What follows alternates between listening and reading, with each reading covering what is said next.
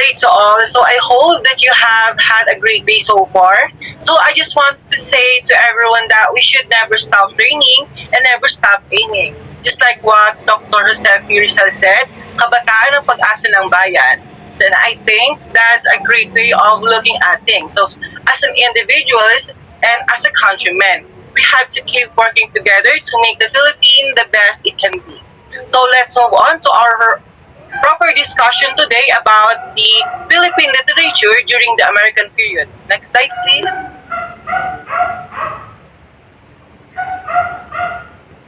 So, alright, so these are some historical backgrounds from Philippine literature during the American period. The first one we have here, the Filipino revolutionists won against Spaniards who colonized for more than 300 years. So the revolutionists fought on for our independence from Spain and for freedom from Spanish colonial rule. So the Philippine Revolution lasted from 1896 to 1898, with the first major battle occurring in Cavite on May 1. So this battle was part of a larger war that took place between the United States, France, and Spain. So the Philippine Revolution was a struggle to gain independence from Spanish rule and become a part of the United States or France.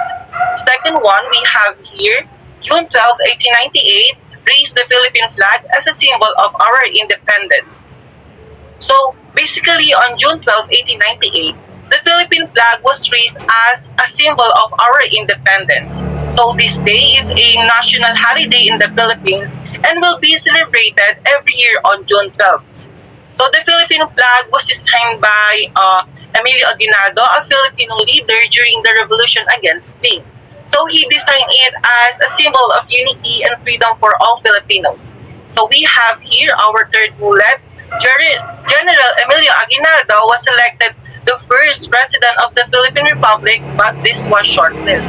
So I know some of you already know who is General E. Aguinaldo, right?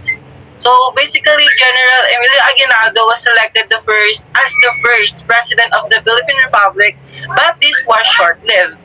So in 1898, he was declared as a traitor by the Americans and an outlaw by the Spanish.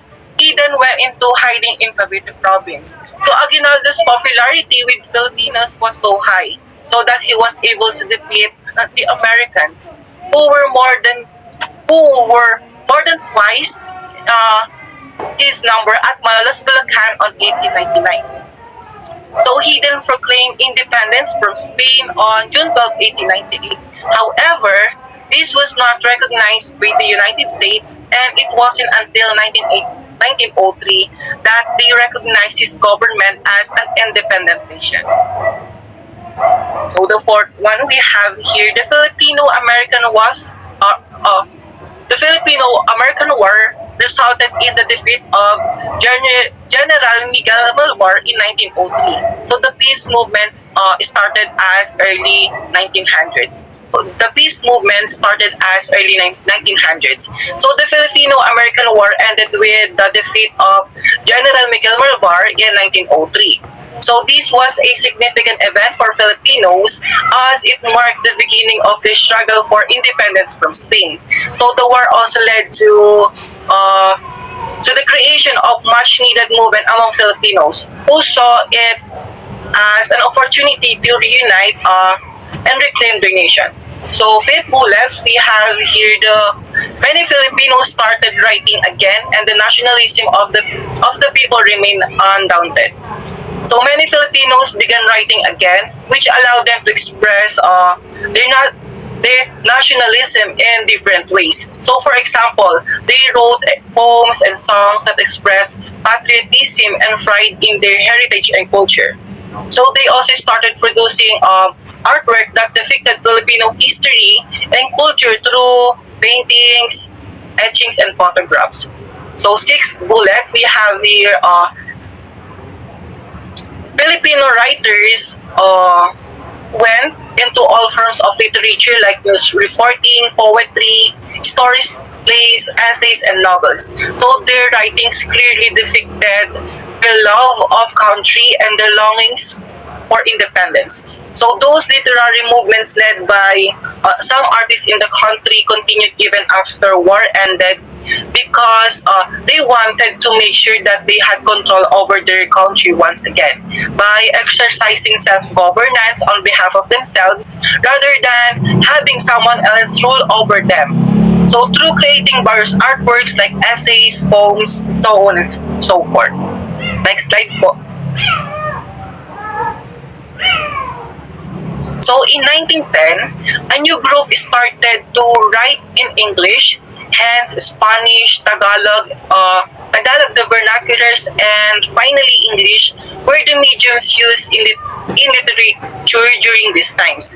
So the rise of the vernaculars in literature was a natural progression for a time period that had been dominated by Spanish and Tagalog. So during the 1800s, English was seen as a second language and not used very often in literature. It wasn't until the 1900s that it started to become more common, especially in the Philippines.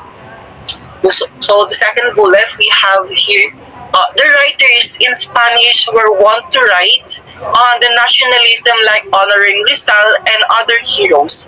So the writers in Tagalog continued in their lamentations on their conditions of the country and their attempts to arouse love for one's native tongue.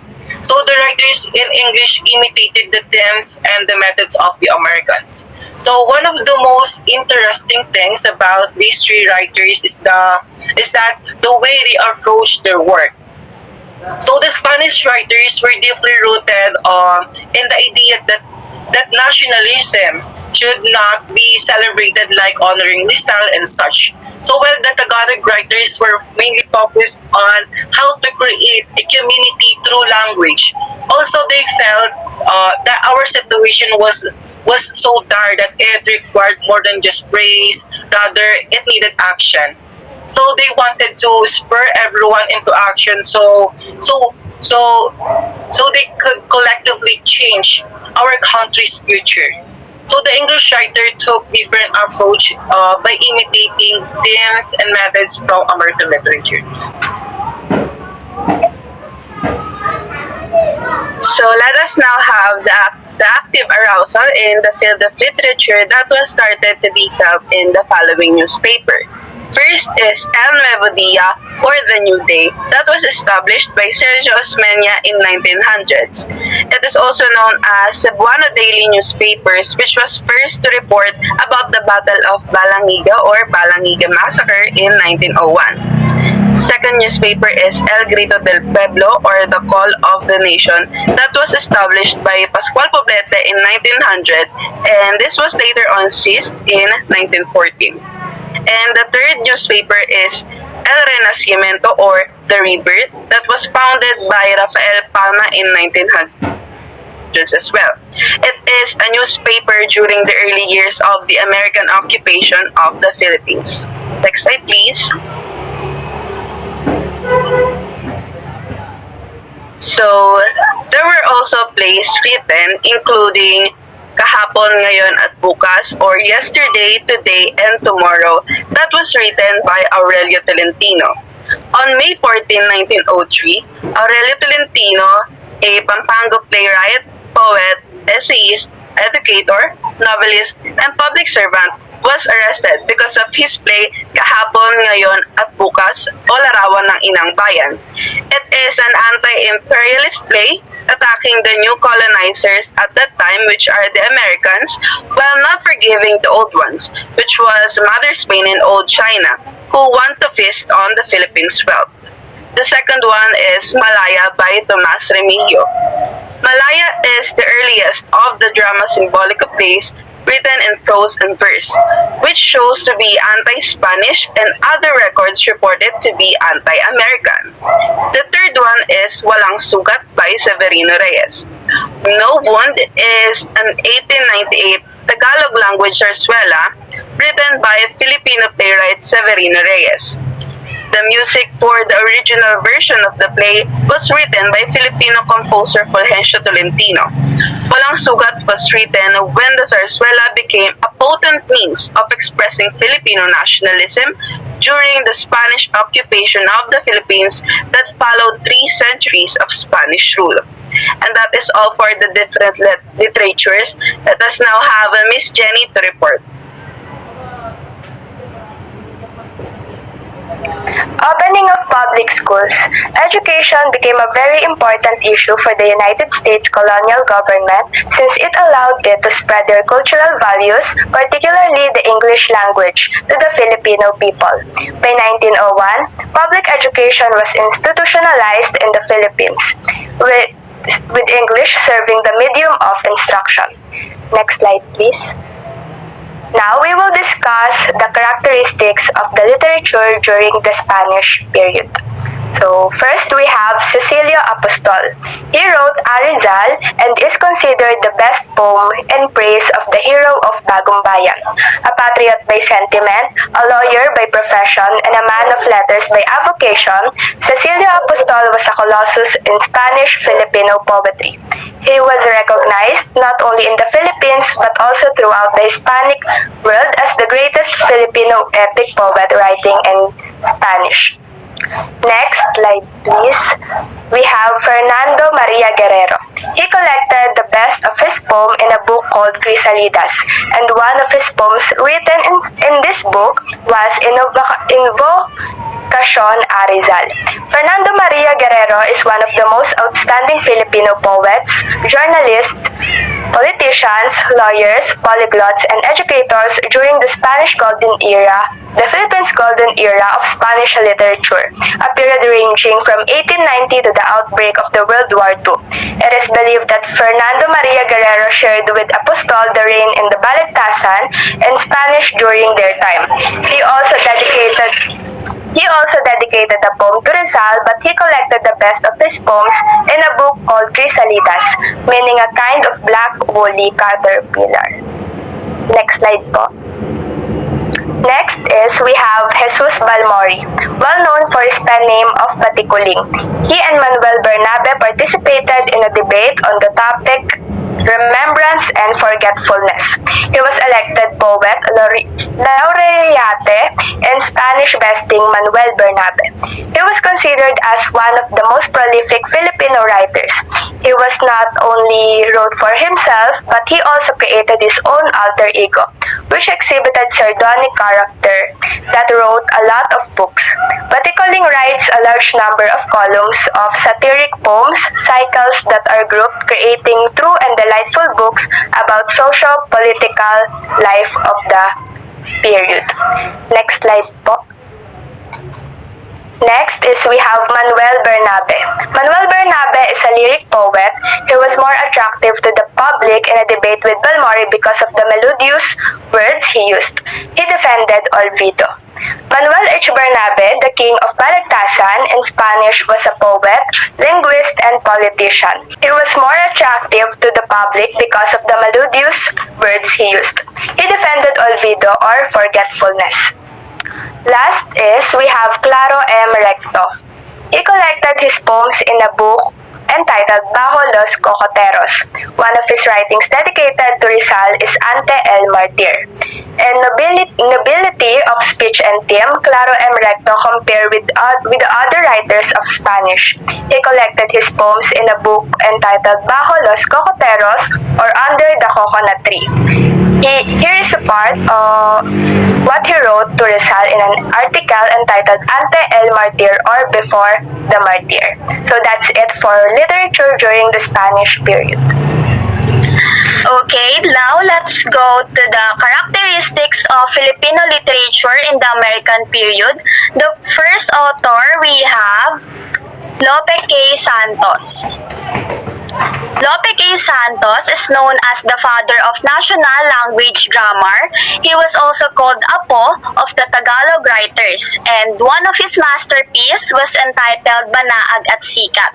As what have mentioned, Lope K. Santos has a novel entitled Banaag at Sikat. It is a love story framed in a context of political tale.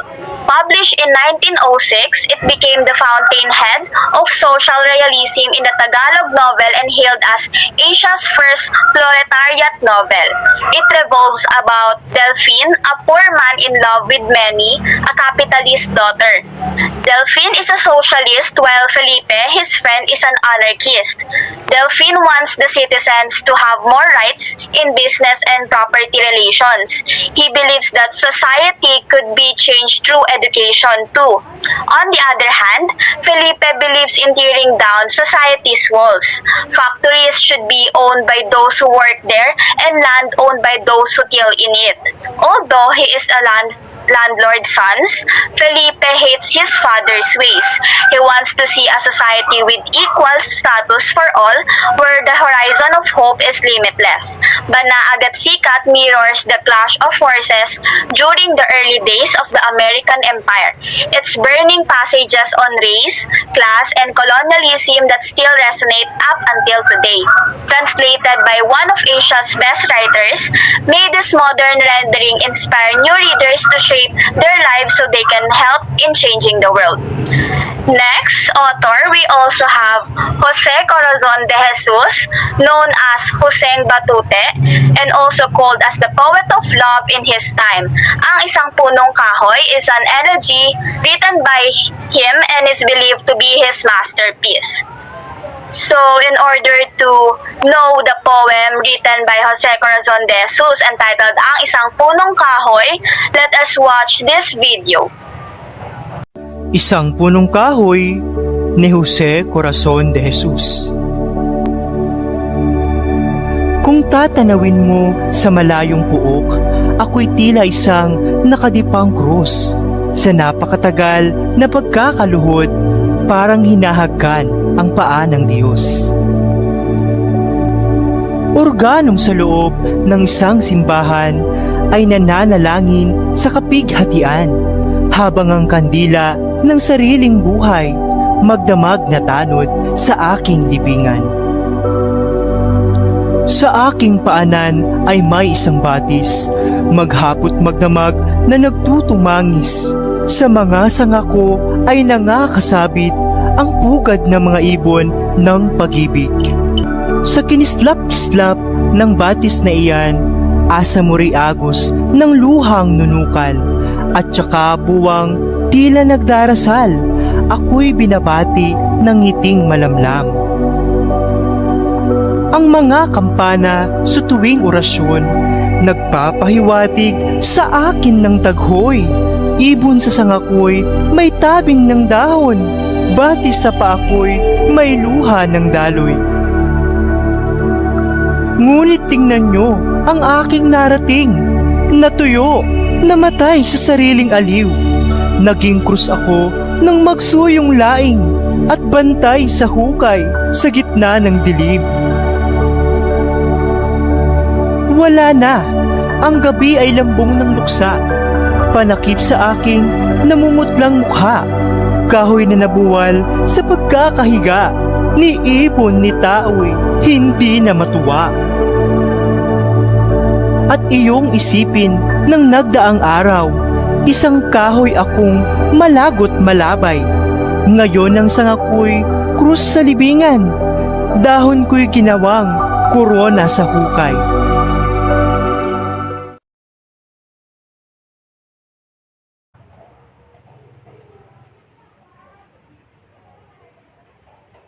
Alright, so from the video, as you can observe, the poem is really full of emotions and life realization. Ang tulang Ang Isang Punong Kahoy ay sinulat ni Jose Corazon de Jesus noong mga panahong malapit na siyang bawian ng buhay. Ang tula ay nagpapahiwatig ng mga mahalagang aral tungkol sa buhay ng isang tao at nagpapaalala na ang buhay ay sadyang maikli lamang. Ang tula ay umiikot sa mga sitwasyon, pangyayari o karanasan ng may akda tungkol sa kanyang buhay na katulad ng isang punong kahoy, darating ang panahon ng ating matitingkad at mayayabong na dahon ay unti-unti ring malalagas at mawawala ng buhay. Hindi maitatangging talaga namang matalinhaga ang tula at napupuno ng aral na maaaring dalhin ng mga mababasa sa kanilang buhay. Ang tulang Ang Isang Punong Kahoy ay punong-puno ng mga taludtod at saknong na nagpapakita ng kagalingan ng Makata sa pagtutugma. Tugma ng mga salita na talaga namang sadyang napakasining. Mahusay siya sa pag-iisip upang maiparating niya ang kanyang mga tula na maganda ang tugma at magandang basahin sa mga mambabasa. Ang buod ng tula ay tungkol sa isang punong kahoy na kung saan ang punong kahoy ay mismong persona ng tula. Nilalarawan ng persona ang daloy ng buhay ng isang tao mula sa kanyang pagkabata hanggang sa matayog bilang isang tao. Ngunit katulad nga ng isang punong kahoy, dumarating ang unti-unting pagkalagas ng mga dahon sa kanyang mga sanga, na ang tao sa kabila ng kanyang katagumpayan sa buhay, nagiging malungkot ang pagtanda sapagkat umiinog ang mundo at nagbabago ang kapaligiran hanggang maramdaman ng tao na ang kanyang pag-iisa lalo na sa pagdapit hapon at pagkawala ng liwanag sa kanyang buhay. At sa huling tula ay inihahabilin na niya ang kanyang buhay sa kamay ng kanyang manlilikha. To continue our discussion, let's proceed. We have Joylene as our reporter. Thank you so much, Jessica. So under the Filipino literature, we have letter C, Armando V. Hernandez, who was dubbed the poet of the laborers, and his masterpiece is Ang Panday. Armando Vera Hernandez, commonly known as Armando Hernandez, was a Filipino writer and labor leader who was known for his criticism of social injustices in the Philippines and was later imprisoned for his involvement in the communist movement. His poetry, fiction, and plays talked the flames against U.S. imperialism, the workers' poverty, and feudal land tenancy system. So, ang tulang Ang Panday ay ang tulang obra maestra ni Amado na kilala sa pagiging makata ng mga manggagawa. Ang Panday ay isang kagamitan na kung saan ang bakal ay mula sa bundok at ang mga bakal na iyon ay pinalambot sa pamamagitan sa pagsunog nito sa apoy upang mahulma o magkaroon ng hugis na sa huli maging kagamitang panlaban.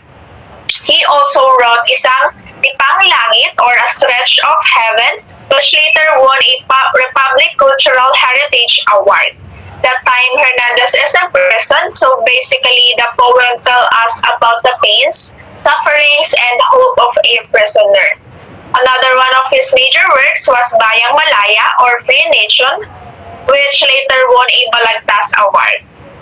Another one is Luha ng Buhaya or Tears of Crocodile, which was also written in prison.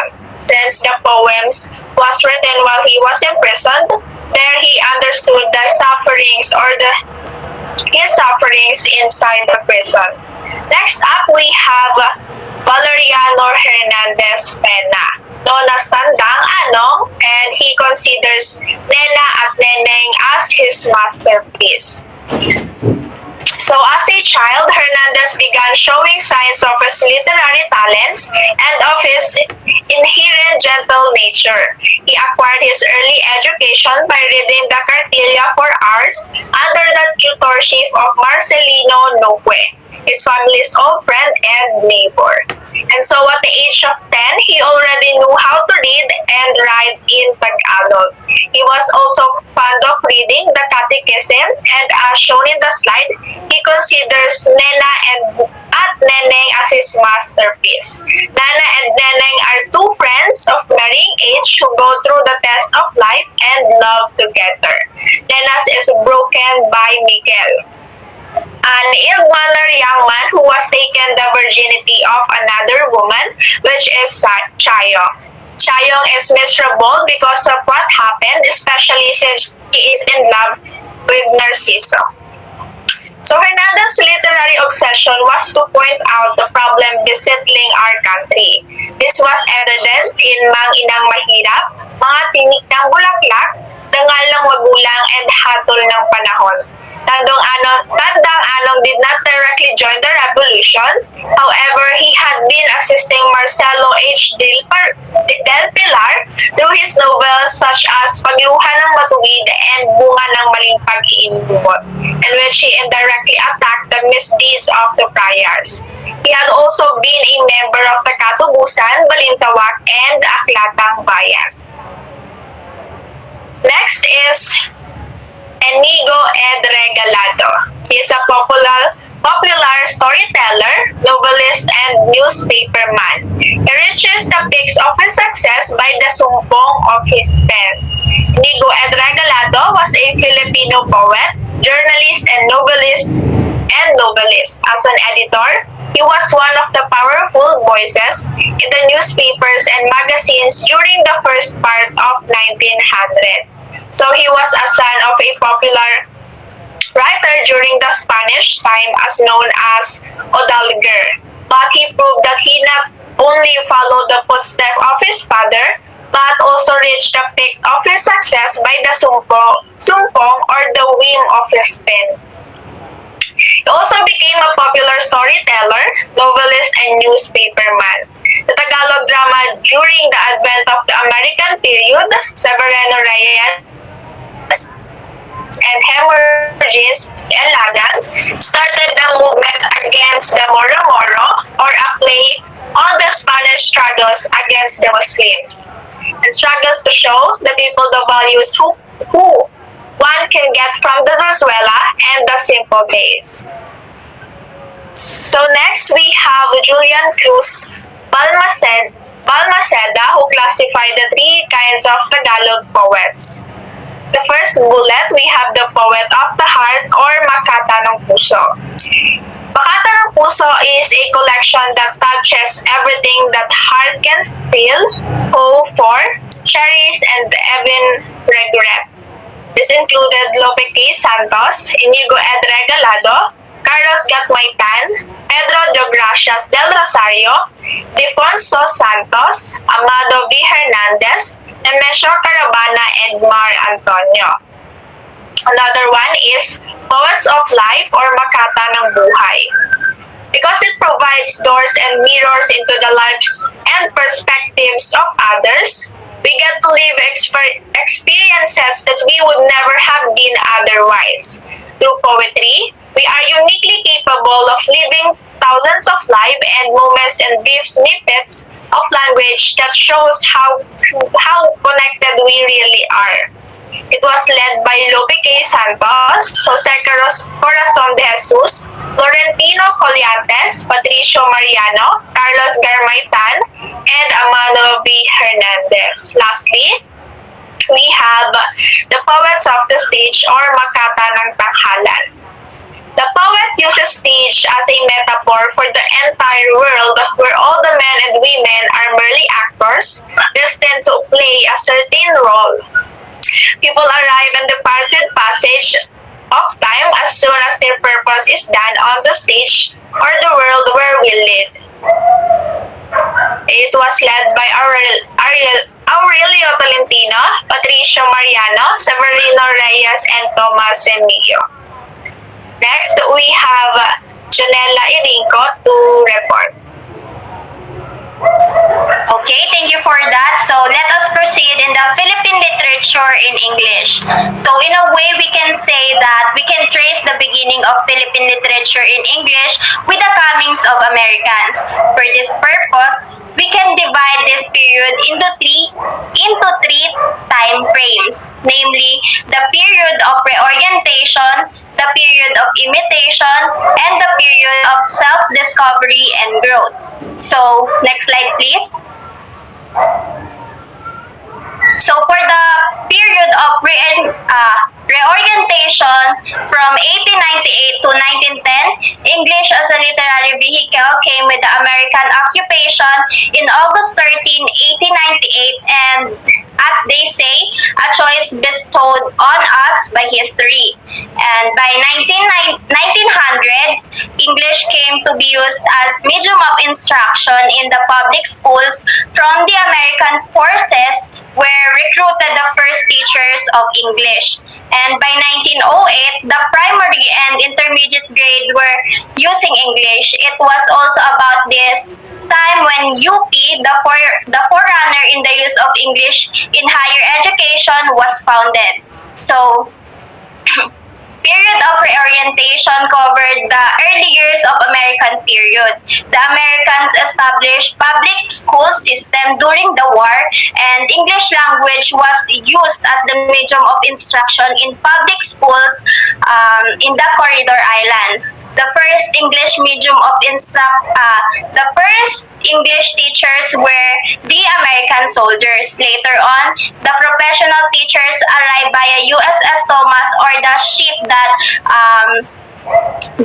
transport them from America to the Philippines. So, American established public elementary, secondary, and tertiary schools around the archipelago. They also established the University of the Philippines with Murray Bartlett. They also established the Philippine Schools of Arts and Trades, which became the Polytechnic University of the Philippines, and Philippine Normal School, which became the Philippine Normal University, Silliman University, and Xavier University in the Visayas and Mindanao region. So, next slide please. So the next is the period of imitation from 1910 to 1924. So by 1919, the UP College Folio published the literary composition of the first Filipino writers in English. They were the pioneers in short story writing. They were then grabbing their way into imitating American and British model, which resulted in a stilted, artificial, and unnatural style, lacking vitality and spontaneity. So the writer of this folio included Fernando Maramag, who also known as the best editorial writer of the period, Juan F. Salazar, Jose M. Hernandez, Vicente Del Piero, Francisco M. Aprica, and Victoriano Yamson. They are considered as the Filipino pioneered in English poetry, and on the other hand, their models included Longfellow and Hawthorne, Emerson and Thoreau, Wordsworth and Tennyson, Thackeray and Macaulay, Allan Poe, Irving, and other American writers of the Romantic School. So, next slide please. So for the last, we have the period of self-discovery and growth that runs from 1925 to 1941. So by this time, Filipino writers had acquired the mastery of English writing. They now confidently and competently wrote on a lot of subjects, although the old-time favorite of love and youth persists. They went into all forms of writing like the novel and the drama. So, the example form of writing during this period, during the period of self-discovery and growth, is the poetry, short story, publications, and the drama. So, noteworthy name in the field of poetry included Marcelo de Garcia Concepcion, Jose Garcia Villa, Angela Manalang Gloria, Abelardo Subido, Trinidad da Rosa Subido, and Rafael Sulweta de Costa. So they turned out not only love poems but patriotic, religious, descriptive, and reflective poem as well. They wrote in free verse, in odes, and in sonnet, and in the other types of poetry. So now let us discuss the examples, which the examples form of writing during the self-discovery and growth. So for the poetry, noteworthy name in this field, they wrote in free verse, in odes and sonnet, so as what I've said earlier, and in other types. Poetry was original, spontaneous, competent, written, and later incorporated social consciousness. So while short story, poetry, and short story flourished during these times. Next one is publication. The Philippine Free Press provided the first incentives to Filipino writers in English by offering prizes to worthwhile contribution. Other publications followed suit.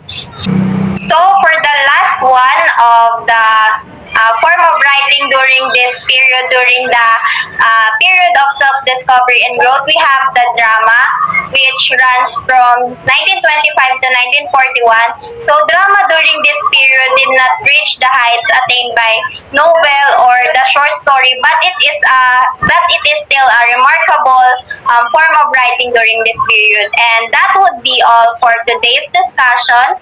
I hope that you all have gained some knowledge about our topic for today, which is the Philippine literature during the American period.